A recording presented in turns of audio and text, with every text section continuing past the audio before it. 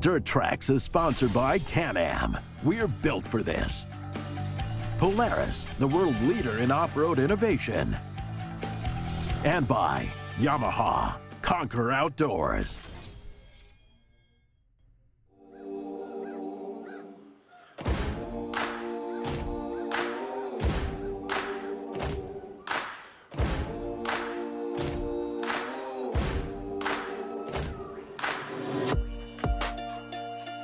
Four years ago, José Boisjoli, president of Can-Am's parent company, BRP, issued a directive to the off-road division.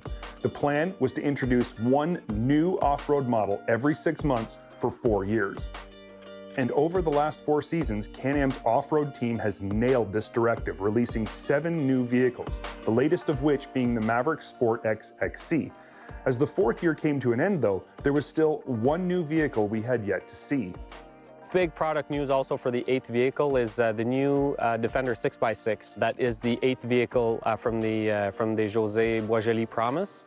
So the main feature of this new 6x6, well, first of all, is that third axle that adds the 2 wheels. And really, the person that would want to buy this vehicle to get that extra traction is a hunter. It's someone that's going to work with the vehicle, commercial companies that want to go to that really tough-to-get place where they need that traction, whether it's tough terrain, really steep hills, going up mountains. So that'll be the perfect vehicle for them. So that third axle is really what's providing all that extra traction, and people are really impressed when they try it because the way the vehicle works is you don't have to go fast with it. You can go low speed and low transmission. You can just feel those tires working and that traction working. It's so much fun. Having 6 wheels on the ground is a game changer for people who need to go places a traditional 4-wheel vehicle can't take them.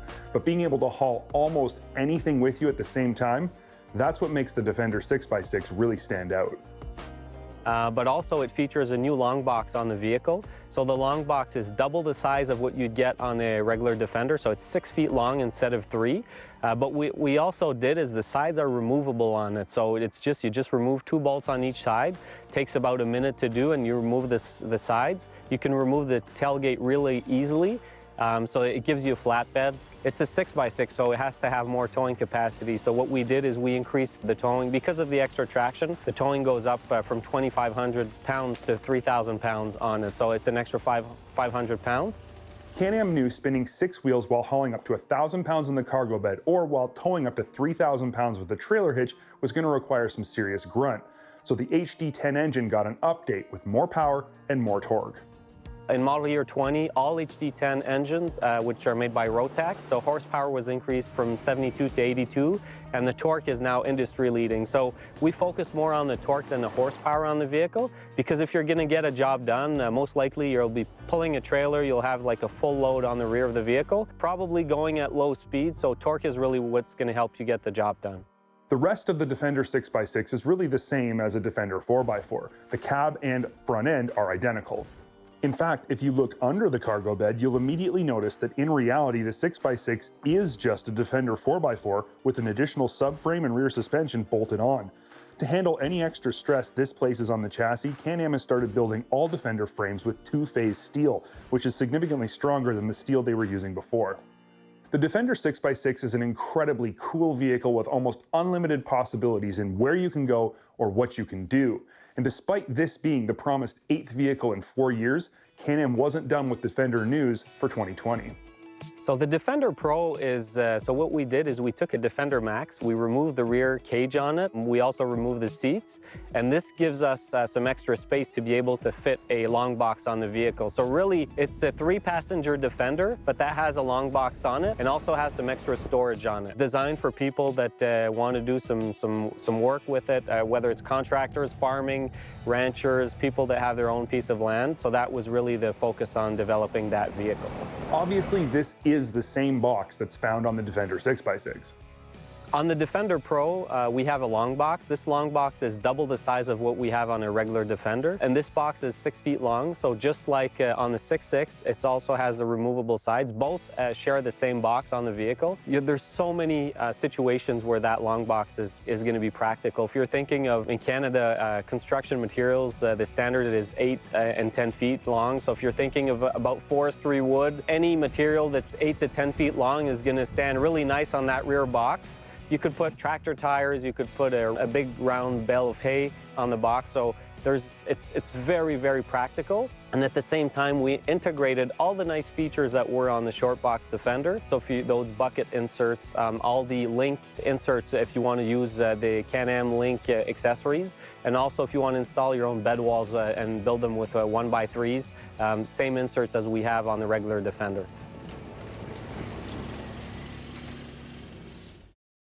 Dirt Trax is sponsored by Princess Auto, a unique world of equipment, tools, and more.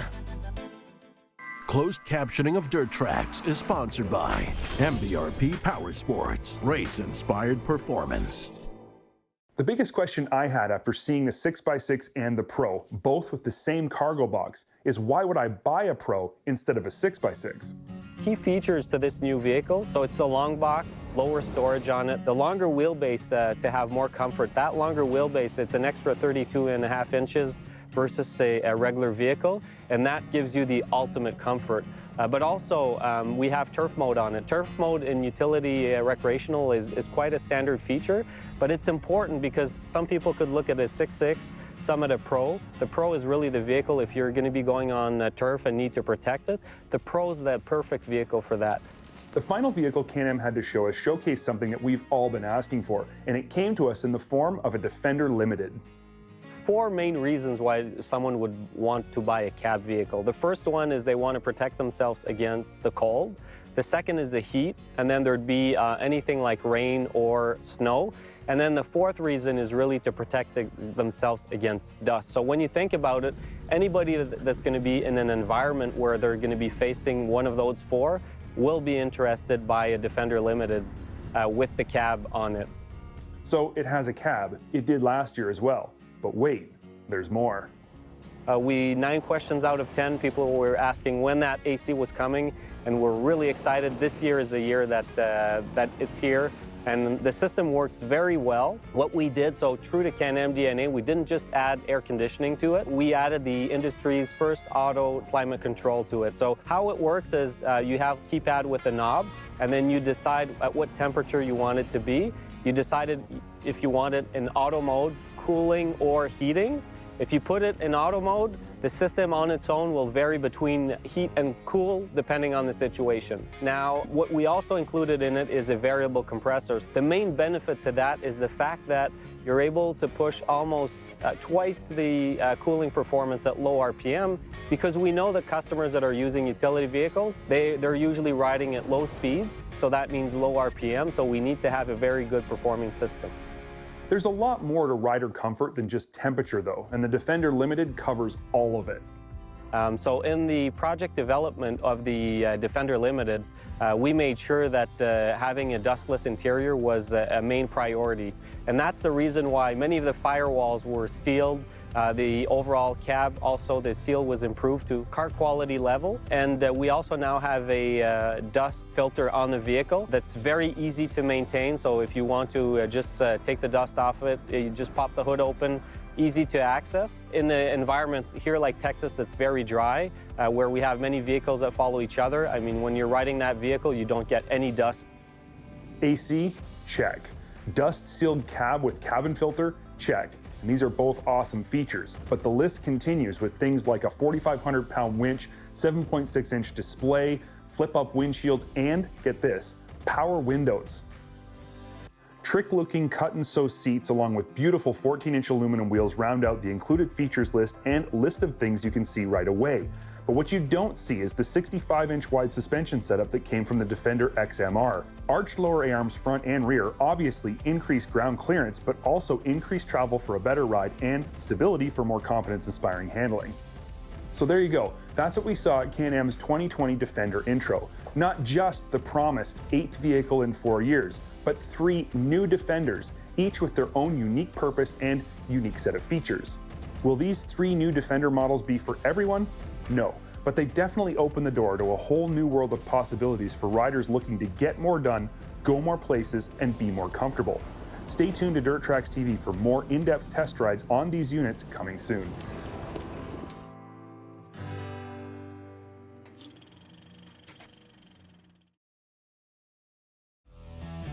Dirt Trax is sponsored by Shock Strap.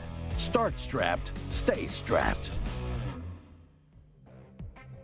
Big horsepower side-by-sides are everywhere, and we expect them to soon crest the 200 horsepower mark, with Polaris and Can-Am battling hard for ultimate power dominance.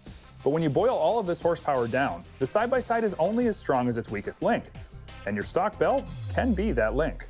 Now, I'm not knocking your stock belt. They do work well and they deliver adequate performance, but why settle for less when you've already bought the biggest and baddest horsepower machines out there? Ultimax belts are purpose-built to deliver just what their name says, the ultimate maximum performance with zero compromise. And their products are not only built better, they're stronger and deliver better performance characteristics, and they come with up to a 3-year warranty. The basics of a CVT transmission is 2 movable clutch sheaves that try to pinch the rubber belt in between them. It moves the belt back and forth and tries to pull it in different directions, which alters the gear ratios and changes the way that the power is put to the ground. Simple, right? Yeah, not so. When you think about the amount of force put on that belt in between the 2 clutches, you might be a little surprised. With a modern turbo side-by-side, you'll see over 200-degree temperatures, with the secondary clutch spinning at over 11,000 RPM and creating force on the belt upwards of 1,000 pounds. This is literally hell on earth inside your CVT cover, and we ask our belts to deliver in these situations day after day, mile after mile. So why wouldn't we take some time to make sure we're providing the strongest connection between our clutches?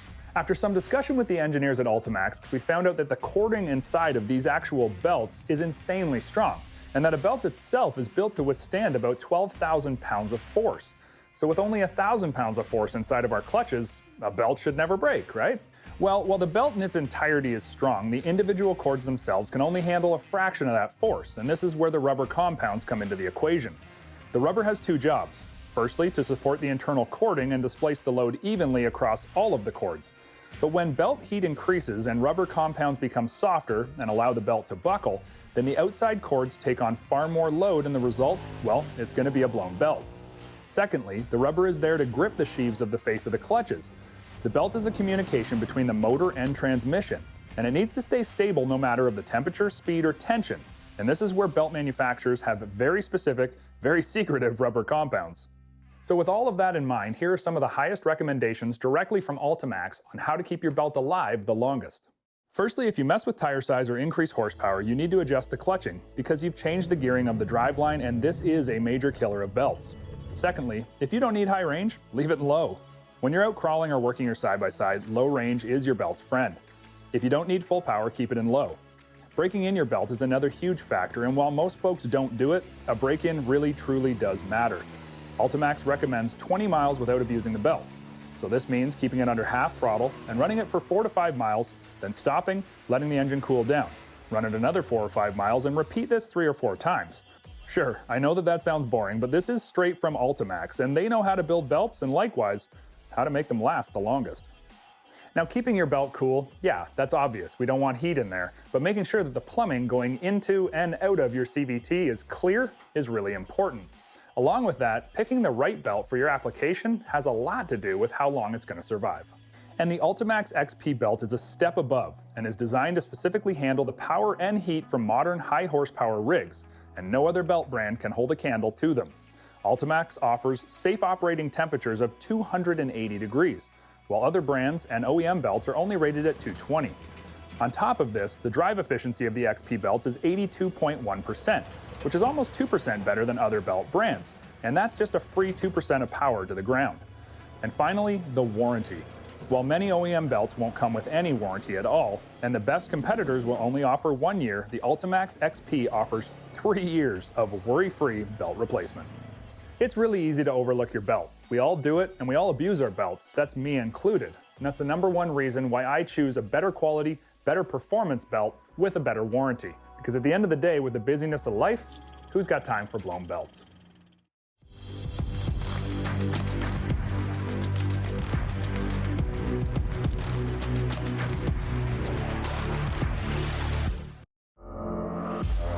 Dirt Trax is sponsored by Argo.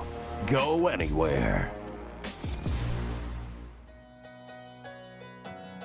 With so many categories and models of sport side-by-sides, it can be a pretty daunting task picking the one that's going to be right for you, especially when it seems like no matter which model you're looking at, there's always a bigger and better version.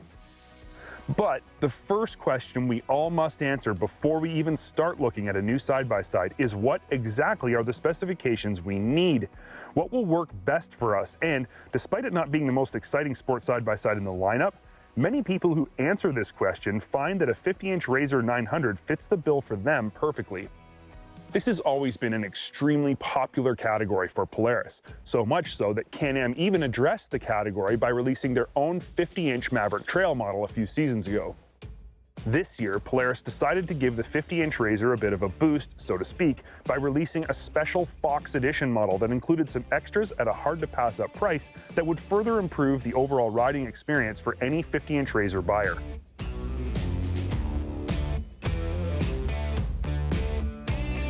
In terms of its dimensions and most of its specifications, the Fox Edition Razor is exactly the same as both the base and premium models. It comes only with Polaris's tried and true 875cc parallel twin under the hood pumping out 75 ponies. What's interesting to note when talking about this motor though, is that with the introduction of the new Ranger 1000 and subsequent cancelling of the Ranger 900, the Razor 900 is the only vehicle in Polaris's lineup still using this twin-cylinder engine variant, and we have to wonder how much longer it's going to stick around.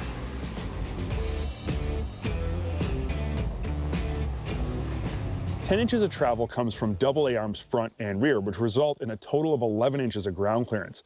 A 79-inch wheelbase is largely responsible for the 50-inch Razor's quick and nimble handling. Inside, a pair of nicely bolstered seats are positioned comfortably upright, and the driver's seat is adjustable, but the seats are pretty close together.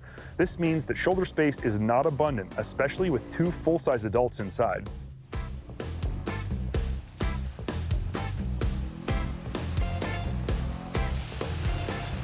The interior of the Razor 900 is exactly the same as all other 50 and 60-inch Razor models. You've got some storage in the dash, a pretty basic gauge, but it's completely functional, tilt steering, and a T-bar style adjustable grab handle. There's 3 trim levels of the Razor 900 this season. The base has steel wheels, lacks power steering, and comes with SOX steel-bodied preload adjustable shocks. Quarter doors are standard.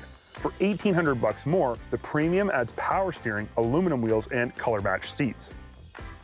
The full jam model is the Fox Special Edition, which for only $200 more you get half doors from the factory, which alone make up the price difference.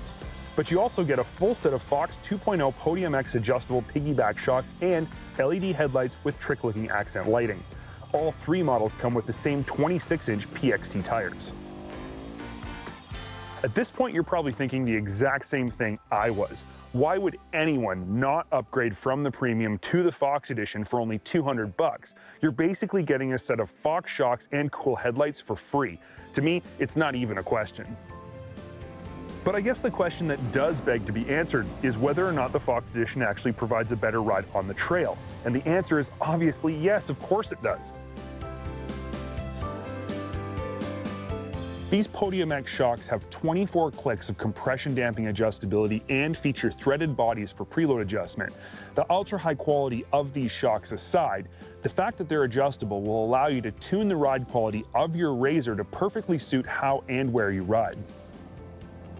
The way I see it, the average 50-inch Razor buyer isn't likely pounding whoops or launching huge air. Even I didn't in this thing. Instead, I set up the shocks super soft to provide the smoothest ride possible at medium speeds on the trail.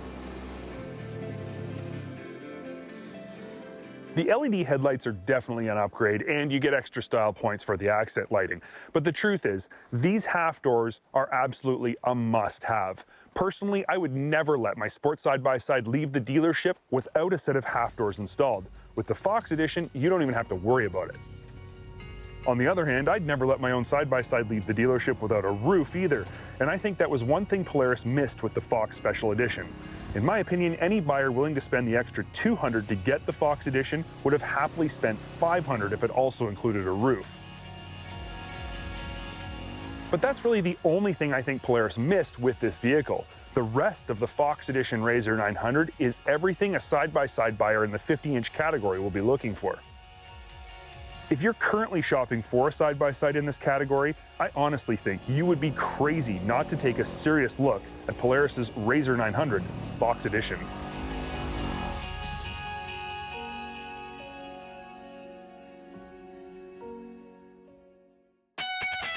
Dirt Trax has been sponsored by Polaris, the world leader in off-road innovation. Can-Am, we're built for this. And by Hercules Tire, ride on our strength.